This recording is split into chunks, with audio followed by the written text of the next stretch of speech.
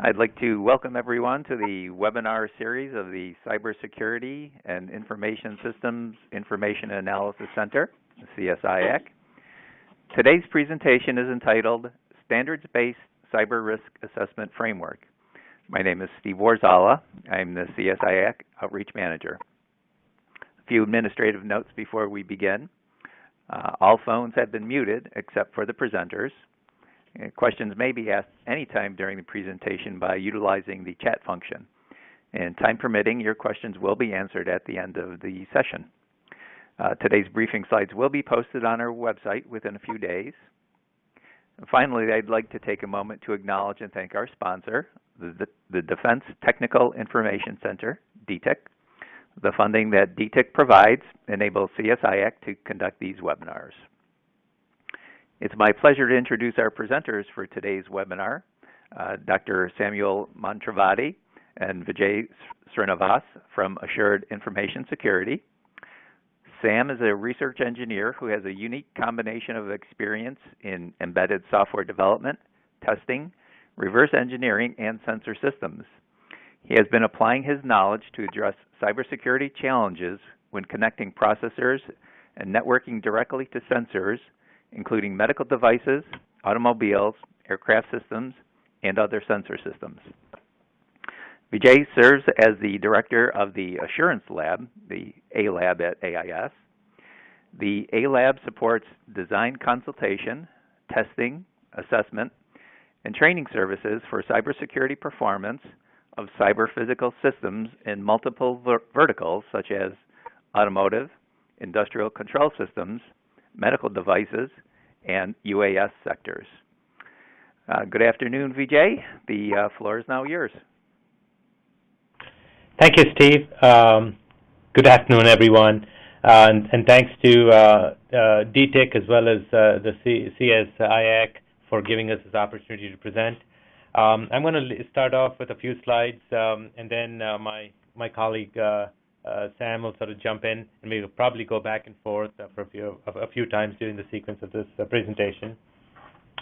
So as a company, we've been sort of doing this for well over 15 years, primarily involved in cybersecurity research, and this has allowed us to work in multiple verticals and multiple domains, as Steve pointed out. And much of what we're presenting here is based off of our experience and findings from our various projects and engagements. So our work has allowed us to become familiar with emerging standards in many of these verticals, as well as some of the market forces. Thank you. I did not advance the slide. As well as the market forces driving the need for risk assessment frameworks in these different verticals. And to some extent, some of the criteria that's used to assess such risk. So what we are sharing is some of our experiences and findings of these emerging standards and frameworks, as well as some of the challenges that still remain in being able to characterize risk in cyber-physical systems. So the overall flow of the presentation, we'll talk a little bit about network-embedded devices or network-connected devices, talk a little bit of differences between traditional information technology and what we are referring to as operational technology, or where we have cyber-physical systems. Talk to, I'm seeing a lot of messages saying that something didn't change, so assuming that the CSIAC folks will take care of that. So we'll then talk about standards that we've looked at in a couple of different verticals, and how we've tried to even borrow from standards from some certain domains to apply to other domains, and then get to looking at some risk assessment frameworks and trying to help characterize those frameworks themselves. So the increased use and dependence of connected devices that are more than just sensors that are providing just reporting just basic sensed information, but also providing control actions, and therefore embedding a cyber physicality to them, is what's contributing to the increased concern for cybersecurity risks and the associated implications in such devices. The need for cybersecurity risk assessments and in designing in and potentially planning for mitigations is therefore getting increased attention. One needs to only read the newspaper or look at articles on the web. Every day there are examples or instances of cyber physical systems that are being compromised and that are being hacked into and by malicious users and malicious actors, resulting in damage and loss. So when you look at sort of the motivation for cybersecurity, particularly in some of these cyber physical systems, we see that it could be regulatory, meaning that there is some sort of established regulation that forces or implies that manufacturers have to adhere to, and this typically has like a safety bent to it. It could be economic, so there might be devices that recognize that when there is a compromise or a breach or a exploit of a particular vulnerability, it could lead to, due to a security deficiency, it could lead to economic loss, and therefore manufacturers are trying to make sure that to prevent such economic loss, they might be building it in. And in some instances, as we have seen, OEMs or manufacturers want to use it as a product differentiator as part of their competitiveness against their competition. Fundamentally, I think most of you would agree that good engineering design incorporates in it the idea of what has fundamentally been called as DFMEAs and PFMEAs. So these are design failure modes effects analysis and process failure modes effects analysis. So this is almost a step in the design process of trying to look for potential failure paths or enumerate the different failure modes that a particular device could be subject to, and look at, for each of those failure modes, look at the implications of that, and if the implication is severe or critical or has a safety aspect to it, you want to make sure that you mitigate against those failures. So I think similarly in cybersecurity, for cyber physical systems, the risk assessment frameworks can help identify such security risks and their implications, help prioritize the severity of the implication, and therefore knowing the level of severity of the implication can thus be the forcing function for implementing and testing for robust cybersecurity in these systems. As the slide kind of alludes to here, some of these standards are still very much in an emergent mode. They're yet being they haven't quite fully been developed. So I think some of it is still in an emerging mode. Just as an example, I mean, even for the connected vehicles in the automotive industry, while there are some emerging standards, there aren't full-fledged standards for the cybersecurity of those platforms. Same thing with unmanned aerial systems.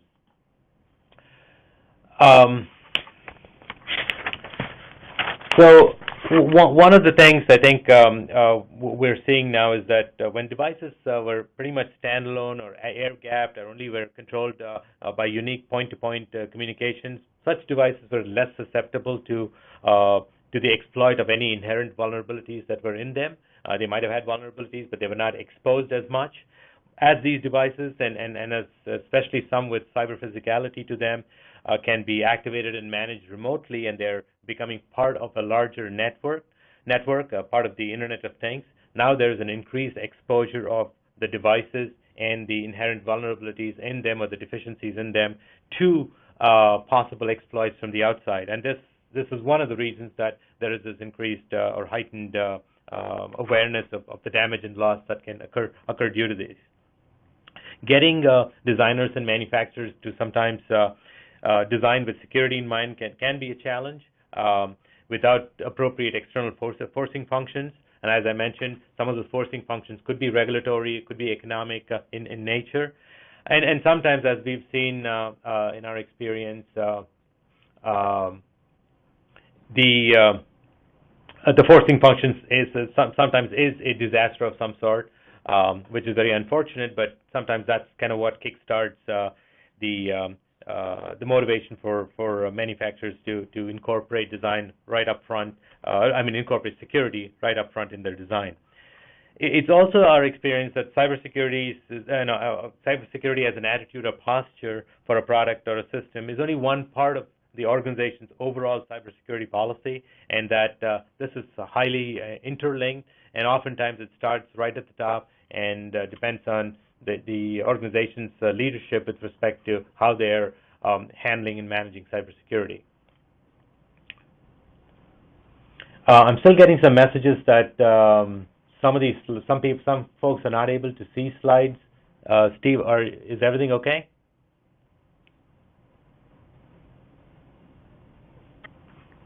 Okay, I'm going to guess everything's all right. We're working. Okay. Thanks, Steve. So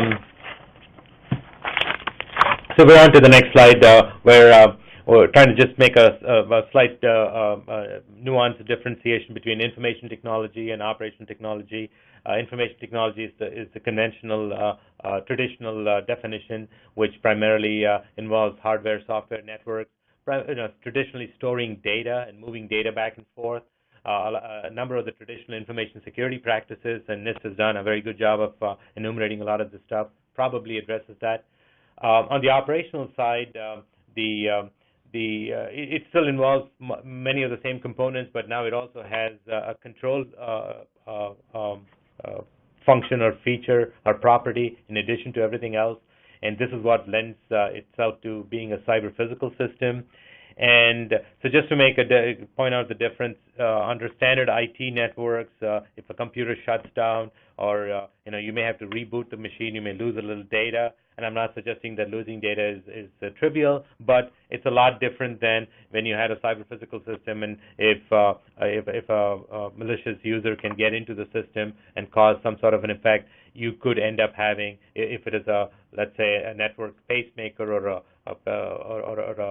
some sort of a medical device, a therapeutic medical device, you could change the insulin dosage that a patient is receiving, or change the settings of the pacemaker, and therefore could lead to catastrophic results in death.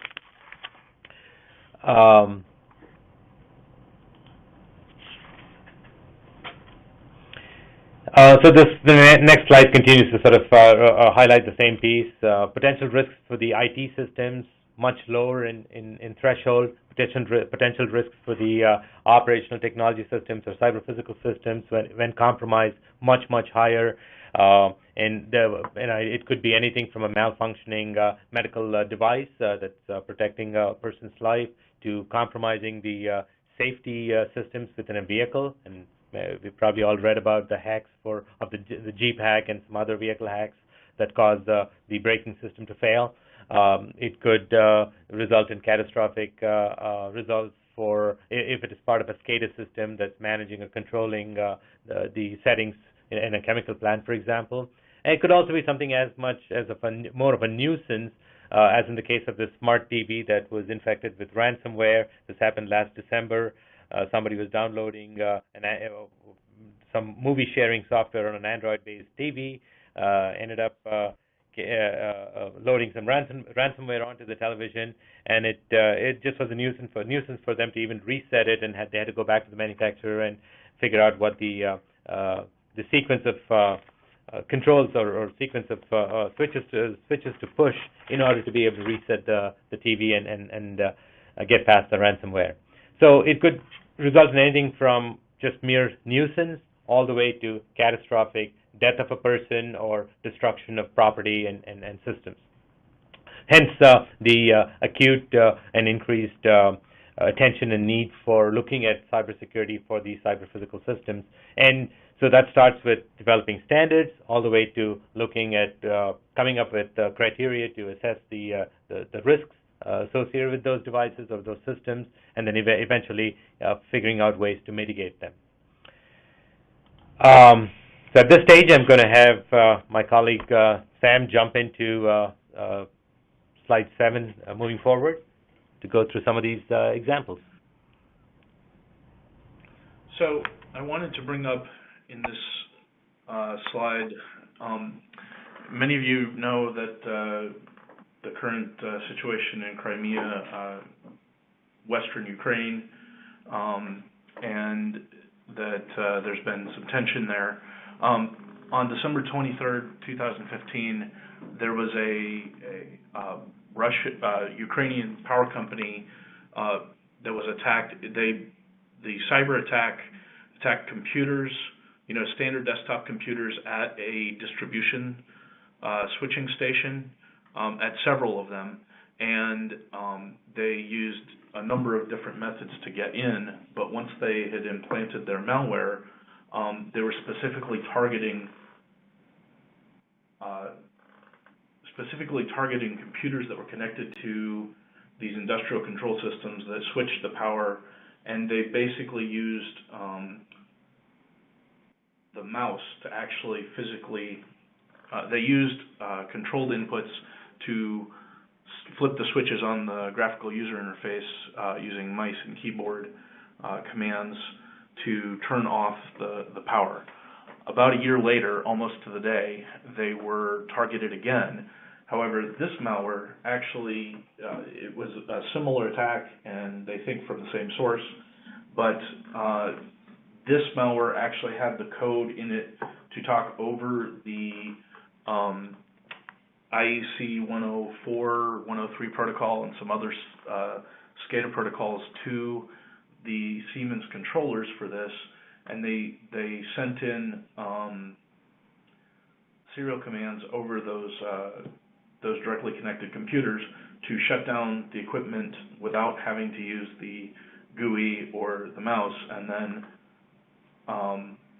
subsequently they sent commands that bricked the firmware on the power switching controllers so that they couldn't actually bring the power back up. They had to physically, manually put in new firmware in order to bring the power stations back up, and it took a lot longer to fix.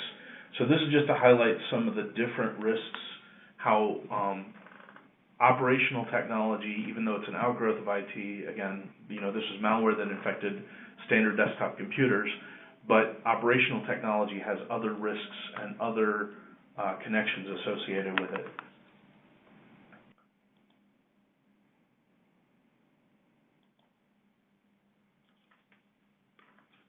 So, as we've said, operational technology, although it's an outgrowth of information technology, Vijay mentioned that it's something that usually controls physical systems or other related systems,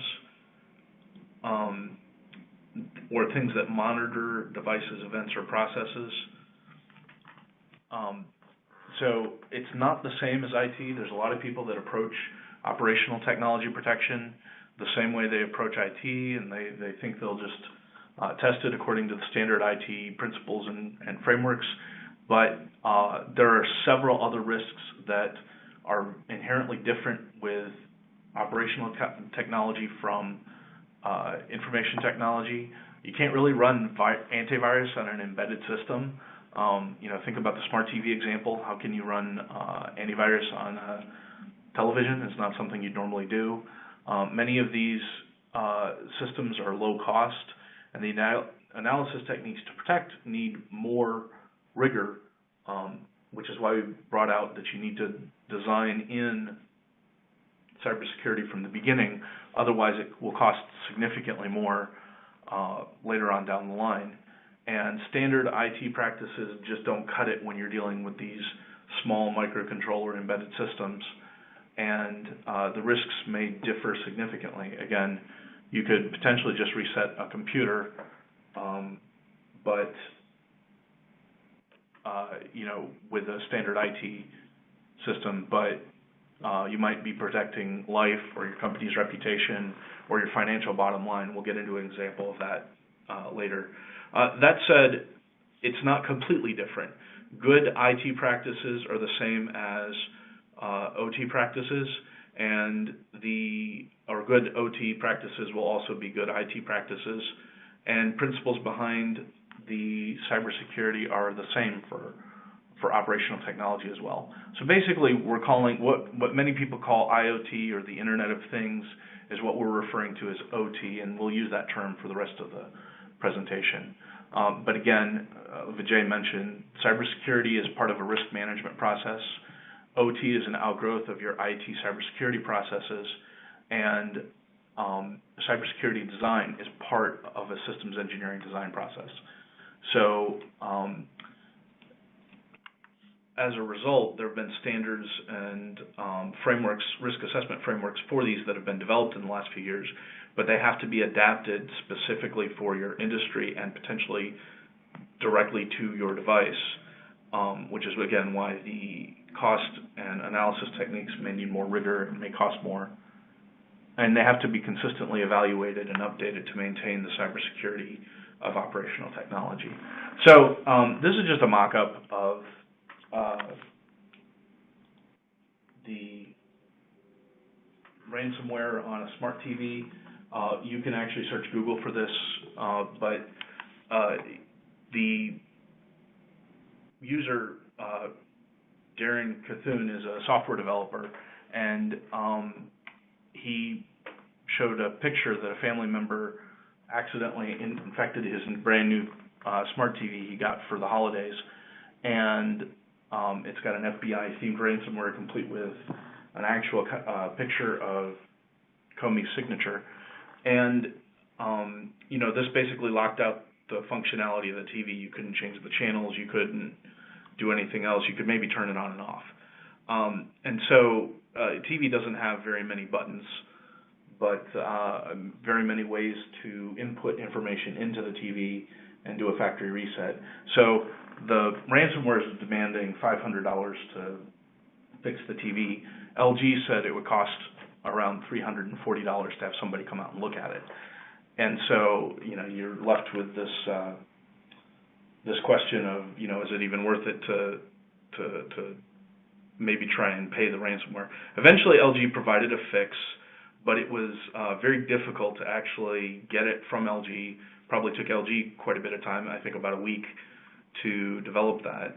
And, if recovering a single television from ransomware is so difficult, what is it going to be like when they started infecting devices at scale, as some things have already happened, which we'll look at several examples later in the presentation. In this case, the victim was lucky because the ransomware app only really locked the screen, and doing a system reset basically solved the problem. So as a result of vulnerabilities happening in the wild, we mentioned, again, the example of the Ukrainian hack, the smart TV, and we mentioned it earlier, we'll talk about it a little more in detail, the Jeep hack about 2 years ago. There have been several industry-specific cybersecurity standards developed, and as a result of this, they have developed risk assessment frameworks that are tailored for those industries as a result of some of those forcing functions that Vijay talked about earlier. They could be regulatory, they could be community-based, or they could be the fires that happen from vulnerabilities being out there in the wild. That said, there are several other domains that don't have established security standards. And what we mean by this is things that really are focusing on the operational technology. Unmanned aerial systems or drones. Aircraft hardware and software does not have cybersecurity woven into its processes. They do have some cybersecurity of aviation information technology networks, but they haven't really considered the OT risks in terms of mandating a standard from the FAA or the industry groups that control that. The rail industry is just getting started to being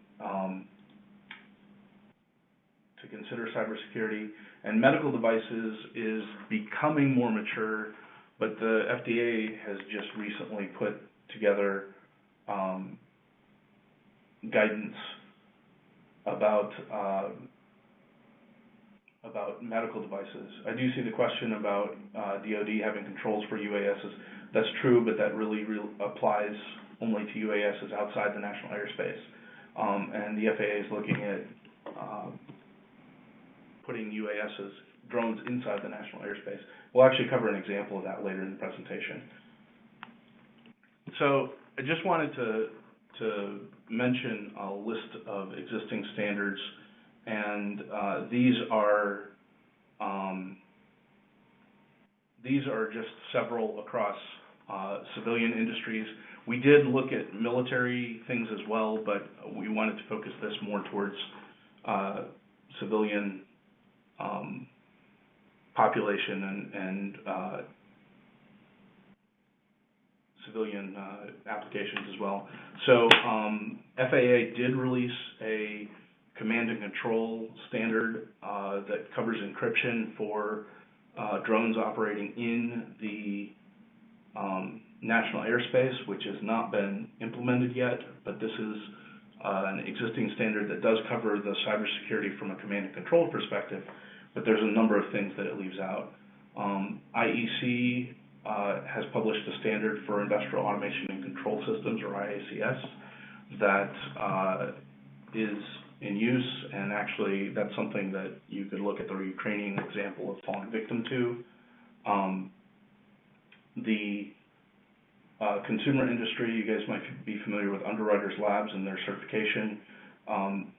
They have a new standard that they've just released for internet-connected products. It has not, I think, as far as I know, gone into full implementation yet. The automotive industry has released a cyber-physical guidebook, or cybersecurity guidebook for cyber-physical vehicle systems, which is a mouthful there. And they actually, SAE, along with several European consortium, have actually designed a pretty good best practice for the industry, and the automotive industry is much farther ahead than many of the other industries that we're looking at here. And medical devices, there's ISO 80001 that has been risk management for IT networks incorporating medical devices, but you'll notice that specifically the IT networks and not completely covering the particular operational technology for therapeutic medical devices. These might be an implantable pacemaker or what have you. So when you look at these standards, one of the questions that you might want to ask when trying to apply these risk assessment frameworks is, how do you measure performance? Because if you can't measure it, it doesn't exist. And as we've mentioned before, OT cybersecurity design is an outgrowth of your systems engineering design process. So what parameters, what measures are critical to cybersecurity and protecting your system, and does what you measure actually reduce risk? One example might be is encryption used, and I mentioned Wi-Fi devices, but it could be Bluetooth or Ethernet or any other communication, whether wired or wireless. What type of encryption is used? This might be a good example of a cybersecurity measure, but it doesn't really matter what encryption device you use if every device has the same credential and it's not changeable by the end user. So really what you get into here is that even if you define measures and metrics, such as is encryption used, yes or no, is the encryption hard to break encryption, if every single device uses the same key, the implementation has failed even though you're using a strong encryption protocol. Or if your initialization vector for your random seed is you just sequentially increment your seed every time, every device coming on the line, the encryption could be vulnerable. So what we find here is we talked earlier about IT and OT principles being the same. The principle of least privilege and separation of privileges is something that we recommend to everybody in our design consultations, that the user should only do what they need to do, and it's a lot easier to define and safer to define what they can do rather than trying to blacklist all sorts of things they can't do. But this type of system design takes a lot more effort at the beginning, but it's much cheaper and much easier to maintain later on. So finding metrics for cybersecurity is difficult. which is why we mentioned these risk assessment frameworks. You need to start by assessing the risk of your device, your product, your operation, or your service, and it's part of your systems engineering design process. But it requires you to actually go through and think about cybersecurity risk from the very beginning. So if you don't have a risk management process and good IT processes already, you have to actually start there first before even designing products. But once you've designing products from a cybersecurity perspective, once you have those foundational elements of a good system engineering process, good IT practices, and a robust risk management framework, then you can assess each, the functions of the device and assess it with respect to these four dimensions: safety, privacy, business, and financial. There may be other dimensions that may be more useful for your industry, such as regulatory. You have a government agency or group that governs what your device or operation is capable of doing or needs to be capable of doing. But once you do that, this risk assessment and system decomposition, which, by the way, this is a cyclic process. You start at the top at your system level, then you go to the functional level, then you go to the subsystem level, and on further down until you find critical items that will impact unacceptable risks for safety, privacy, business, or financial. And once you've decomposed your system with respect to this, then you can move that from critical items to cybersecurity parameters. And then once you define the measures, then you have to develop metrics that will result in acceptable cybersecurity performance for each item. So basically, this is, in a nutshell, what's involved with developing a cybersecurity baseline for your operation, product, or service, for your operational technology or your quote-unquote IoT device or IoT system. So once you've broken down the device, system, operation, or product into functional and then found the critical parameters, you have to figure out how to actually measure or test if the product will be compliant to acceptable levels of risk. And one thing that we see often in the industry is the assumption that if there is a single protection, that the system is protected. But this actually is the antithesis of a concept in the cybersecurity industry we call defense in depth. We're working with an OEM in the transportation sector for remote firmware upgrades of their devices, and they said to us when we were developing the design consultation statement of work, they said, we use HTTPS for all of our transfers. In other words, it's encrypted. Therefore, we don't need to worry about it, and it's secure. And we asked them how they stored their binaries for their firmwares for transmission for the upgrade, and they said, well, it's a binary, so nobody can read it. And these were very naive assumptions by people who are, electrical and hardware and system engineers that should know better. But encryption isn't very useful if your keys are stolen. If you have the same encryption key for each device, and if you have the same encryption key for multiple functions, you're already assuming that just one thing will protect you. Certificates should not be the same for all things. So if you're upgrading firmware, we see this all the time where the certificate to sign the back and forth traffic is the same certificate that signs the firmware update. And so we recommend assuming that your first layer and potentially your second and third layer will be compromised and figure out a way to defend against it. Or if you can't defend against it, can you continue safe operation or at least acceptable degradation of performance for your operation? So one good example of this lack of defense in depth is the GPAC. This was presented at Black Hat and DEF CON rather publicly 2 years ago. You may have seen an article in Wired or seen videos on the internet.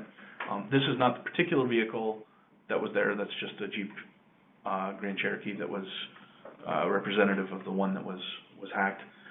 I say there's no risk analysis done by the head unit designer, but the designer of the infotainment system in the vehicle didn't do a robust risk analysis.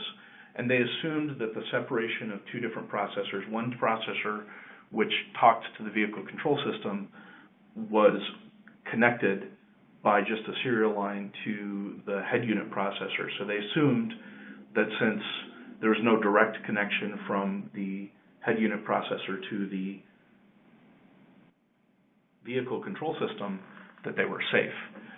The problem is that the head unit accepted commands on the same ports, but for both cellular frequencies and Wi-Fi. So, in other words, the vehicle had an internal network that was also listening for commands on the external Sprint network. And on top of that, the CAN bus controller, or the vehicle, we're still on slide 14. I didn't advance the slide. I apologize for that. So the GPAC,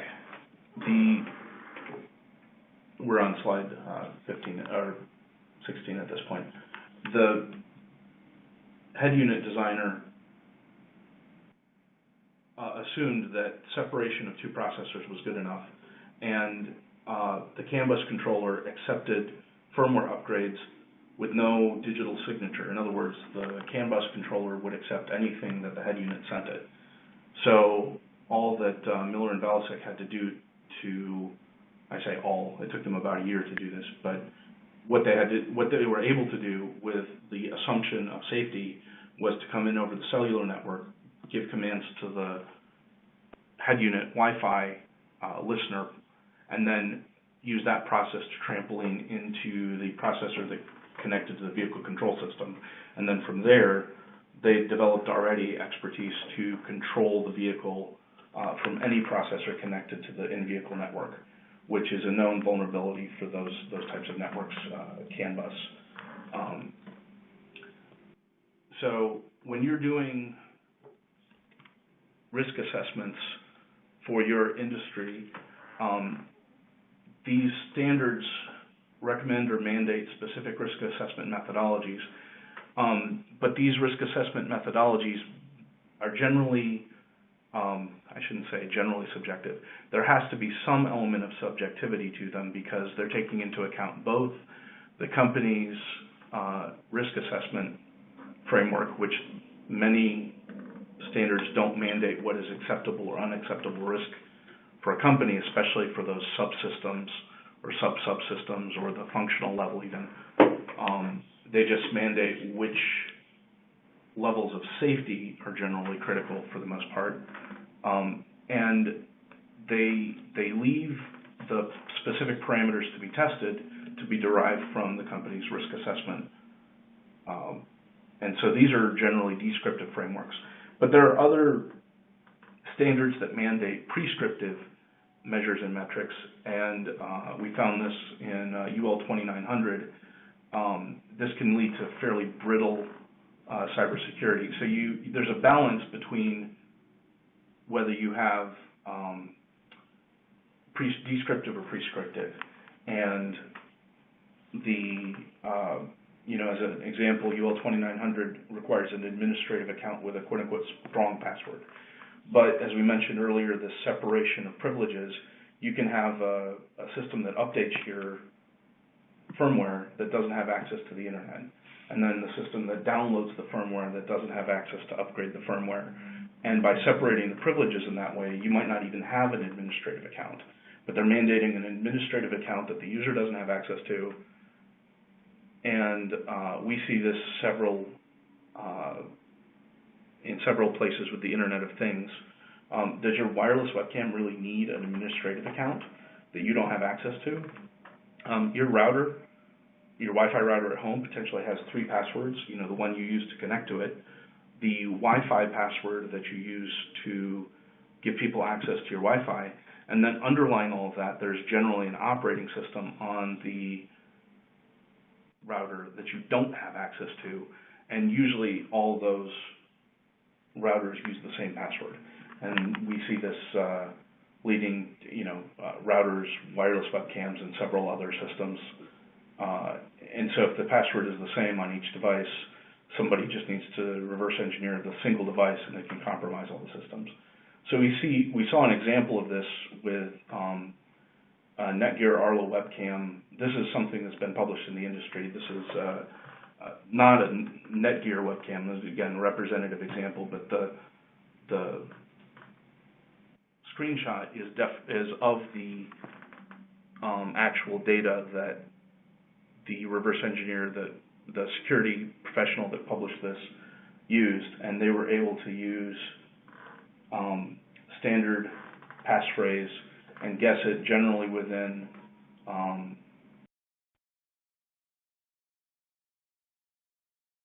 about 3 hours.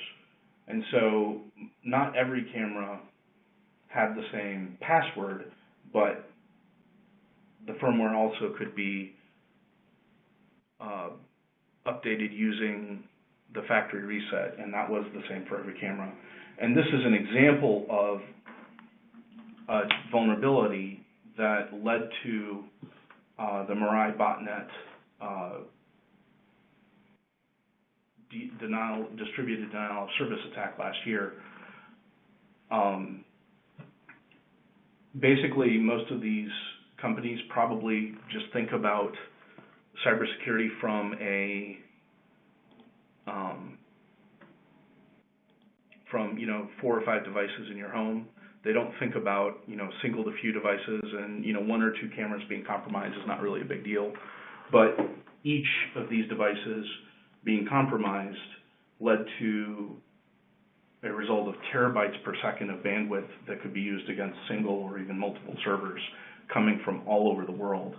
And this is an extremely difficult attack to defend against.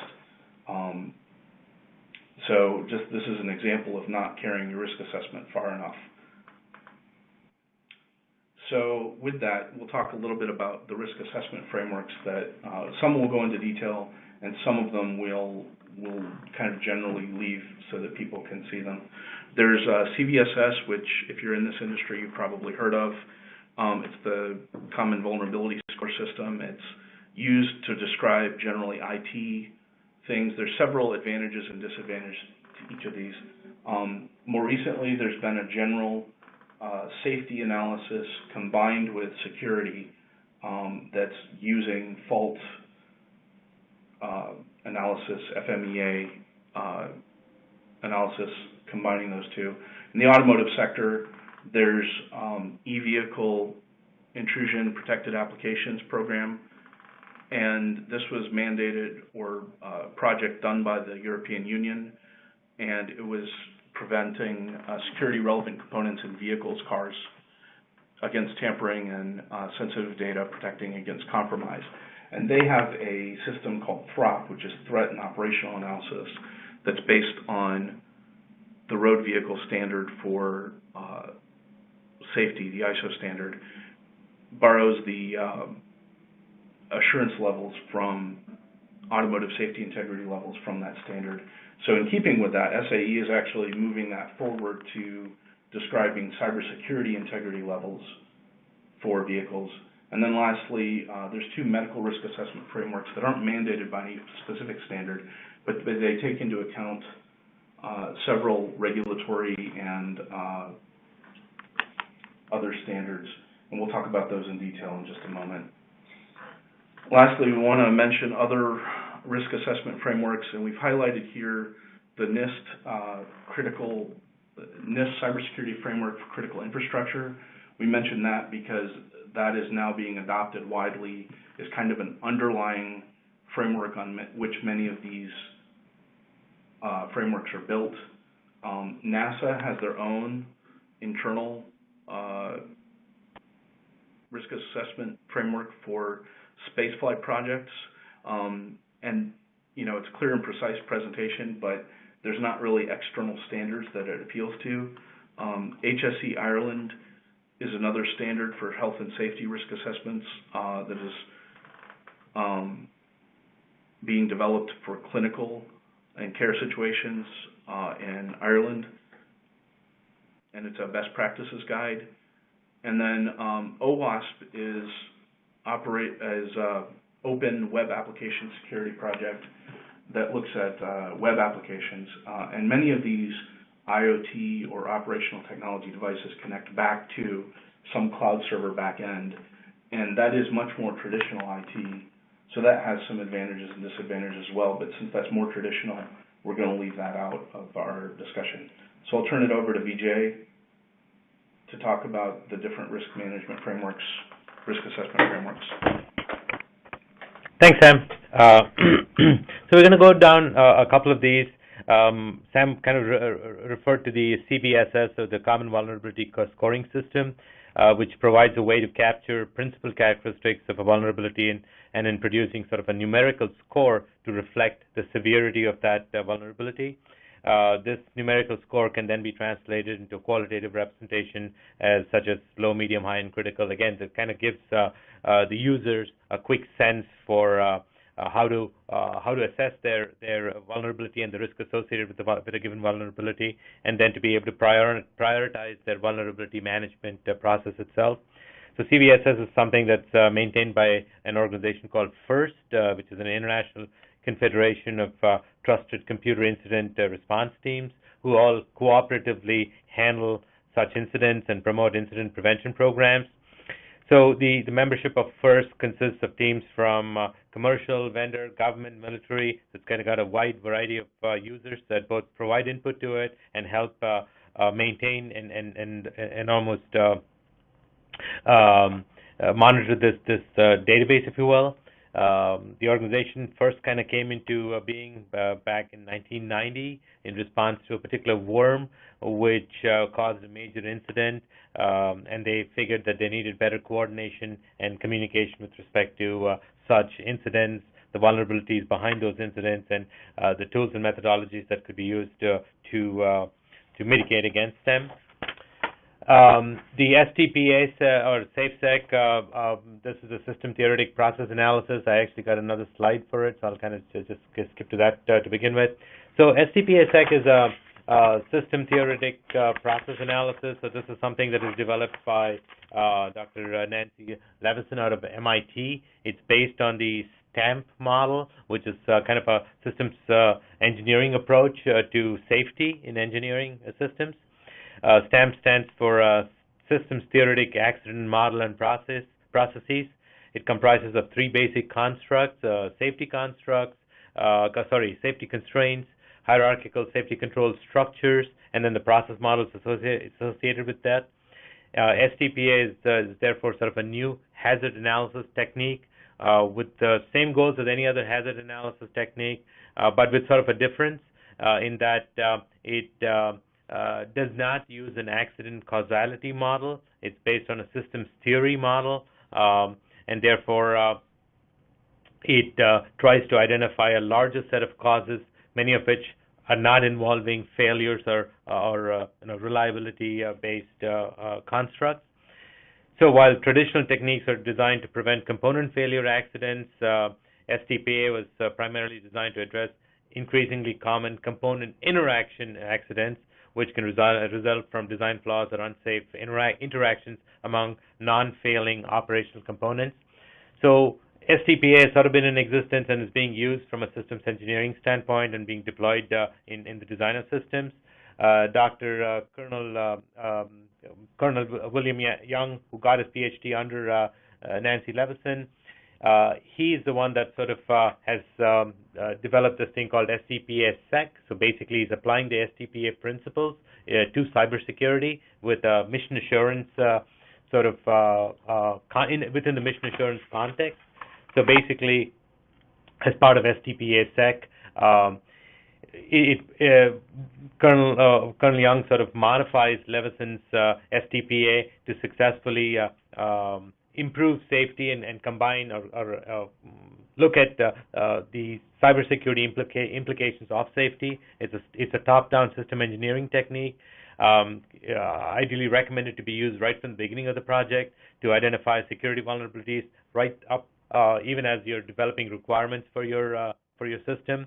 And then it identifies scenarios leading to violation of security constraints, and then use the results to refine system concept to be more secure. So you want to do this way to the left end of that continuum, going from concept to operate, because that's where you're going to be most cost effective and have the highest return on your investment for what you do. So, so this process supports a security-driven concept development process where vulnerability and analysis influences and shapes the early design decisions. And then this analysis is iterated and refined as the concept itself evolves. So it is an iterative process, but it starts to blend the systems engineering approach to cybersecurity. The next framework is the Evita Throp piece. I know that Jay already kind of talked to that. I just want to point out one piece to it. So the automotive J3061 is one of the standards that's driving the Evita threat and operability analysis. And as Jay mentioned, currently there is the automotive safety integrity levels, or ASILs, that are used within the J3061 framework. But the Society for Automotive Engineering is now beginning to work on J3061-1, wherein they're creating the automotive cybersecurity integrity levels. And so this is where they're trying to tie in the automotive safety process, which is well established and actually fairly mature, but they're tying it back into cybersecurity as yet another modality which could impact safety. And as Jay pointed out, or Sam pointed out earlier on, while cybersecurity or lack of cybersecurity could have a safety implication, there could be other implications beyond safety that would also need to be considered as part of your design.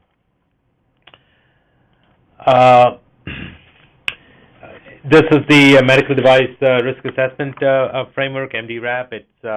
It's part of an organization called MDISS that launched this initiative. It is a kind of a bottoms-up approach. It kind of looks at it from a medical device standpoint, and it has a good inventory of all devices. I've got a couple of screenshots of how they actually go about trying to do this risk assessment framework.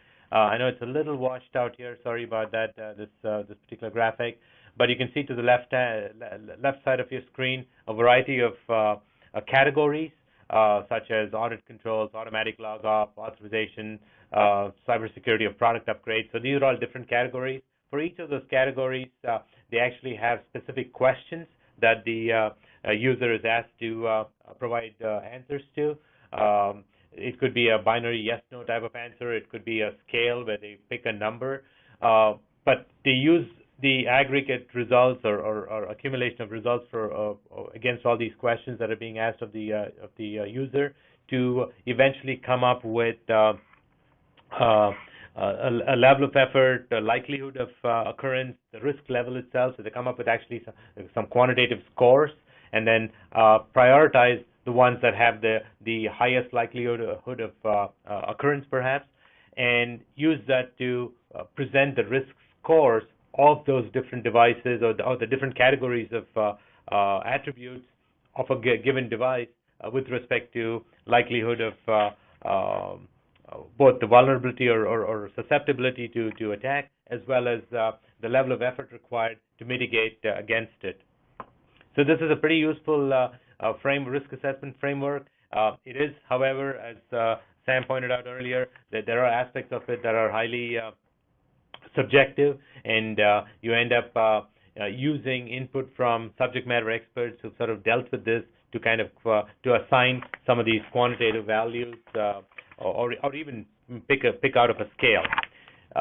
The HITRUST CSF or cybersecurity framework has 3 levels of assurance. This is another medical risk assessment framework. It is a self-certifying or self-certified framework. It requires a HITRUST trained assessor to be able to actually be used. It outputs a score based on a NIST standard number, primarily dealing with program review for information security management assessment, or PRISMA. And then it tries to compare it with the healthcare industry baseline. It starts at the top by assessing an entire organization's plans and programs and risk management in sort of a top-down structure. So as compared to MDRAP, which is sort of a bottoms-up, start at the medical device itself and sort of work your way up. This is much more of a top-down, overall organizational process and philosophy-based look. It can miss some of the important details with respect to specific medical device security because, again, it is looking at it from a top-down manner. So in any of these risk assessment frameworks, some of the things that we've sort of identified as potential parameters to consider, even as we are looking for, let's say, comparison across these different frameworks, is what's the approach that a given framework uses? Is it quantitative or qualitative? What's the development methodology? Is it based on sort of a consensus model where you have multiple people providing inputs, or is it a subject matter expert sort of that drives this whole thing? What are the number of foundational sources that are being used to create the framework? And is it a single standard, or is it a combination of standards and best practices? What are some of the control categories? We looked at some of the control categories for MDRAP, identifying that. How consistent is the output of this framework? If two people were to apply the same risk assessment methodology or framework for a given, let's say, a medical device or some other item, would they end up with the same result? So how consistent is the framework with respect to use? What's the level of depth at which these assessments are looked at? Is it at a much higher level, system level, or do they get to component and subcomponent level? How is the risk estimated? What's the basis for it beyond just being qualitative versus quantitative? What's sort of the notional thing that drives the understanding of risk? We talked about some of the forcing functions or motivators, being regulatory, safety, economic, reputation, those kinds of things. But how do you actually estimate this risk? What are the key assumptions used in developing the framework, and how sensitive is the framework to those assumptions? Meaning, if one of those assumptions were to be violated or to be modified, does it completely invalidate the assessment framework? So these are some of the things, attributes of a risk assessment framework that we have found to be useful to even begin to sort of address the robustness of the framework itself. And then how widely is a given risk assessment framework applied, and how easy is it to apply? Because some of them tend to be very cumbersome and onerous and therefore not widely applied, which means it's not that useful, nor are we collecting generalizable results out of it. And we have a host of other questions here that we've sort of identified as, are there even standards that we could use? Because as we pointed out earlier on, there are many verticals or many segments where the standards are yet to be defined, or yet still in a evolving, emerging mode. Talked about the flexibility of these things. I know that Sam mentioned earlier on that some of these frameworks, the way they have been designed and the way they've been set up, is extremely brittle, meaning it's not very adaptable to a given situation or to a given vertical, even if you were to borrow from a adjacent domain. So I'm going to hand over to Sam again to go over this particular example.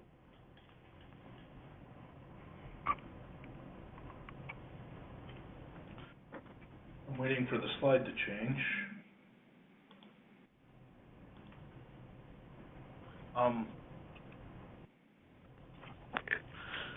To the presenter, I'm having trouble changing the slides on my end.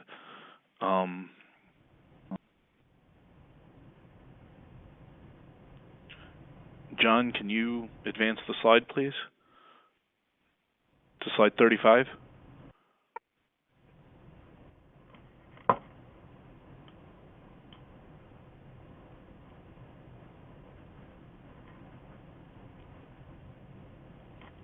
I think you want 34. I'm just going to move to 34. Not that. Okay.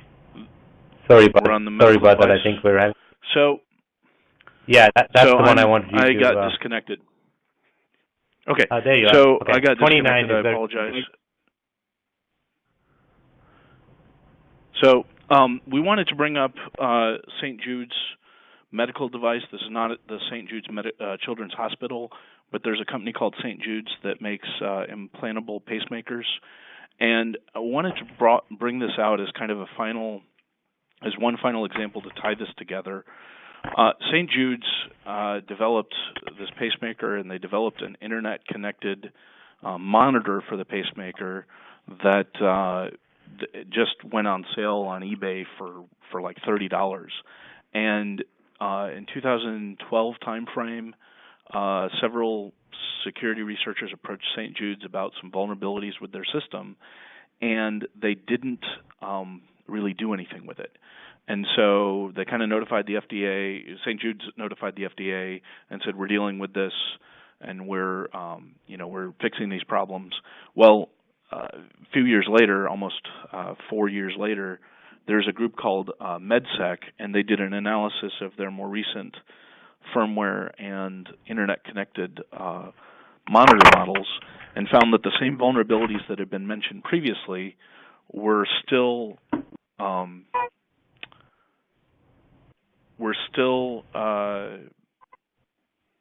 vulnerable in their present systems, and they could lead to large shock of the patient, or they could lead to a degradation of the battery life, making the user believe they had multiple years before they needed a new implant, but actually needing it very, very quickly. And so rather than approaching the company, they approached the FDA and then went public with this. And so the reason they went public, they said, was to punish St. Jude's for their lack of response to vulnerabilities in their systems. I almost guarantee you that St. Jude's never actually believed that white hat hackers would try and short their stock, but that's exactly what happened. That MedSec used a finance firm called Muddy Waters that makes money shorting stock, and they got a deal in place that they would receive a percentage of the money that Muddy Waters made on short sale of St. Jude's. As a result of them notifying the FDA of these vulnerabilities, the FDA found them also liable, that they hadn't even included the design validation in their risk analysis, and then that they hadn't updated their risk assessment with respect to the new information that was presented to them by previous security researchers. And as a result, obviously, that damaged the company's reputation and their financials, as well as the recall and patient safety that they had to bring together. So, this just goes to show that the risk analysis probably didn't consider these dimensions in their risk analysis, and they didn't incorporate an updated risk analysis into their project. I'll hand it over back to Vijay. Thanks, Sam. I know we're running a little over 1 o'clock, so I'm just going to quickly wrap up. So another interesting area that we've been involved in is unmanned aerial systems cybersecurity. So there's a large effort trying to get drones or unmanned aerial systems for commercial purposes to fly 400 feet and below, 55 pounds and lighter, for commercial deliveries and inspections and those kinds of things. You might have heard about it in the news. So we are actually involved in a project up here in Central New York called USAFE. And our involvement in it has been primarily to look at the cybersecurity performance of these platforms and to map these performances to existing standards. We've actually heavily borrowed from other domains, as you'll see on the next slide. We borrowed from the automotive domain. We've kind of borrowed some from the UL 2900 guidance. And Sam and others actually did a Evita Throp similar to the one that is in SA J3061 for drones, and that actually showed us or highlighted for us that the C2 links of these drones were highly susceptible to compromise, and that's one of the first things that has to be monitored, and minimum operational performance thresholds need to be set up for that. So coming out of this initial project for us was the identification of a number of cybersecurity performances, as well as potential standards that we could apply in order to test and validate the performance of these drones. I'm going to kind of skip, but there's a couple of slides here, but I'm basically going to skip to the last slide here. And that is that I think we've kind of been able to walk you through and show that cybersecurity is very much a risk management process. That operational cybersecurity, especially for cyber-physical systems, is part of the overall cybersecurity process of your organization, which includes the traditional IT piece. Cybersecurity design into a system or a product is very much a systems engineering design process, or it borrows heavily from systems engineering principles. And measuring the cybersecurity performance of a design is non-trivial. It's sometimes not easy, partly because standards don't exist today. But it has to be part of your overall system test, and your results are only as good as your the processes that you employ to get there. Several standards and risk frameworks do exist, or some of them are still are in development for now, but they are emerging. But these must be adapted carefully and consistently evaluated to make sure that you update and maintain the cybersecurity of your device or your system. So it's kind of an ongoing process. You iteratively get to a certain point, and as the threat landscape changes, and some of the you potentially have mitigated for some of the vulnerabilities, but then newer vulnerabilities may get introduced because of the system complexity and new features being introduced and new things being added onto your system. So continually providing or managing this risk through an assessment process is probably the only way to stay ahead of the game. So with that, I'll stop talking because we've gone over the 1 hour timeline, and I'll let Steve or the moderators jump in. Okay, thanks, Vijay. Yeah, we are running a little long today, but it's a very interesting presentation, a lot of interesting research in this area and things going on. So there was at least one question. I just want to throw out one question that we got from one of our attendees.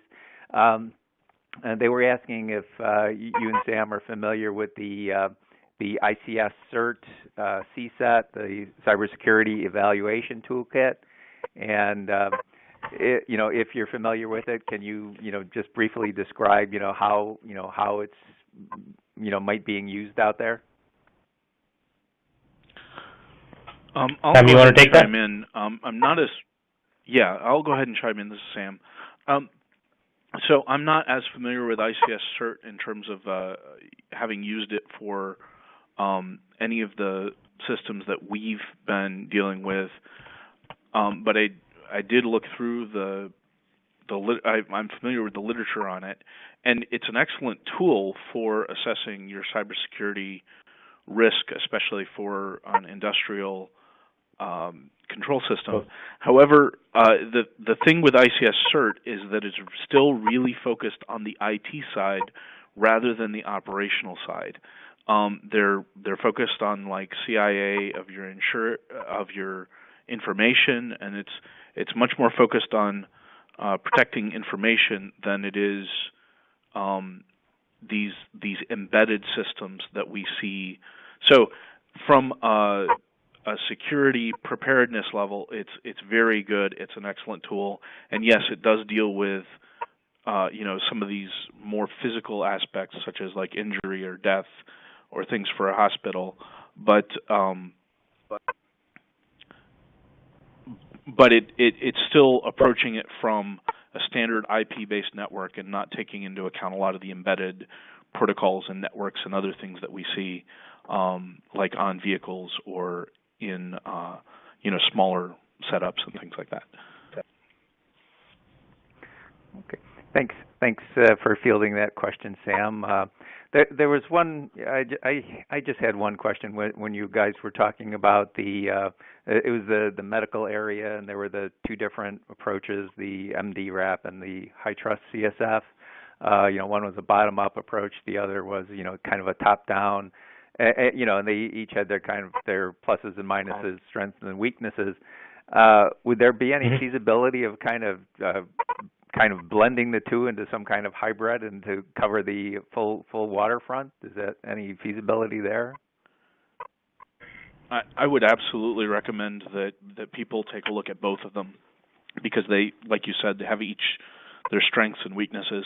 If you have a health, MDRAP is much more focused on the end device point healthcare delivery organization, with multiple devices and trying to secure their network from a device perspective, whereas high trust is very useful for your standard health records, standard IT enterprise, and their certification program goes to extend to providers that provide either software, infrastructure as a service, software as a service, and cloud.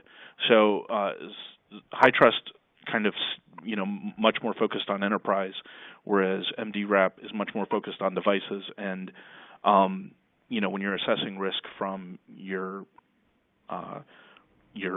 organization's risk assessment, or what is acceptable or what is not, if you have much more devices, then definitely incorporating MDRAP along with high trust can provide a more robust level of security, I would say. And we got another question in the chat here, Steve, if I can Go ahead. chime in. And there was a question about operational technology. Is it a common and accepted term for IoT devices? I would say yes, but it's because we're still even grappling with what is an IoT device. That is still kind of an open area that hasn't been settled. This entire area is in flux. I've heard IoT, IoE for Internet of Everything, and you saw the standard for road vehicles as cyber-connected vehicle, cyber-physical vehicle systems. And so there's many terms that are out there. Operational technology we see in some of the literature as kind of an overarching term to differentiate this from IT versus OT. And so some of the big name groups like GE are using it with their cloud infrastructure that they're providing and things like that. Do we have any other questions? There was one other question that came in, and gentleman was wondering if there's a standards framework cross-reference matrix that might be available to help folks in helping them set up their audits. Unfortunately, that is something that we have not generally found, or I shouldn't say that we have not generally found it. We've only found it in specific industries when people have done that analysis and then present the results, such as at conferences or what have you, like for automotive, or for medical devices, or for some of these other areas. A lot of people will reference NIST CSF as kind of an underlying framework, and then devolve more specific guidance from there based on regulatory requirements or things that they get with their industry. But we haven't seen something that cuts across multiple industries, and that's partially why we wanted to do this presentation, is to say that there's more things out there, and that you should be looking at cross-domain frameworks just to understand what the state of the art is in other verticals. So if I were to just add to that for a bit, a recent project that we just sort of finished up right now with respect to cybersecurity performance of unmanned aerial systems on the commercial side particularly, we found that while there wasn't a single body of standards or a group of standards that immediately applied to it, we were able to go borrow from a variety of other domains and standards from those domains and begin to apply them to the the performance requirements for the cybersecurity performance requirements for UAS. So I think this is being done more so on a case-by-case basis, especially in some of the more emerging markets. Okay, thanks for fielding that question on the cross-reference matrix. I know Vijay, you're running up against the time limit. I had kind of one question, if you have time. Sure. Beginning of the year, back in January, our webinar was also kind of IoT related, and it was Professor Shukai Chin from Syracuse University. He talked about some work that he was doing in the certified security by design, and I just kind of wondered, what you thought about that, how it might relate to this. Just if you had any kind of thoughts in general on that. Sure. So for full disclosure, I used to work with Shukai until about a year ago when I came to work at AIS. So I'm intimately familiar with his work and his collaboration with Colonel Young, because one of the things that Shukai has done is, well, there are two pieces to it. One part of what Shukai has done is the application of formal methods to be able to model a given system, and then to ensure that there's that the system assurance from a mission standpoint is achieved. But then he's also been able to sort of combine his mission assurance, formal methods approach for mission assurance with the STPA-SEC construct that Colonel Young has developed. So I'm very familiar with what Shukai and his team is sort of have been doing at Syracuse University, and we do some work with them as well on a different front. In this presentation, I think we focused more on the notion of standards and how standards can drive the identification of risk itself. So some of the work that Shukai is doing with Colonel Young from a STPA-SEC standpoint is trying to identify the hazards. So they do a fair bit of hazards analysis. What's the acceptable loss that a mission can handle or can take? So understanding that is a big piece of modeling your mission and then making sure that the mission assurance can be accomplished. And to me, that's a little bit more of a sort of a theoretical approach to doing things. Here, we do a lot of work that's much more hands-on, that uses reverse engineering techniques, actually gets into the depths of a system to understand the implementation of a particular construct, it could be encryption, it could be authentication, and trying to make sure that that implementation was done correctly and in a manner that is secure. So we are focusing in much of our work on looking at it sort of hands-on, looking at the systems on a hands-on basis, and then trying to map it back to standards, and where there are no standards, trying to establish at least the starting point for a standard to say, all right, in order for a system to be tested, here's the minimum set of criteria or performance specification that the system needs to meet. And then we're not in the standards creation business, but I think as an industry player, we would eventually help influence or shape the standards that get established by a standards organization. Did that answer your question, Steve? Yes, it did. Yes, thanks. Thanks for thanks for fielding that one. So, like I said, I know you've got a meeting coming up, another meeting schedule that you've got to get ready for. And I just want to thank you, Vijay and Sam, for taking your time to do this presentation, share the info with us. It's a very interesting area, a lot of interesting stuff going on. And once again, just thanks for taking the time to share this with our audience today. Thank you to you at Quantarian and CSIAC and to DTEC for giving Sam and I a chance to be part of it. Okay, well, just want to thank everybody for joining us today, and this information will be posted up on our website within a couple days. And if you want to go back and check it out or tell other folks about it, and we look forward to seeing you at a future webinar. Thanks, everybody, and have a good day. Bye-bye. Bye, Steve.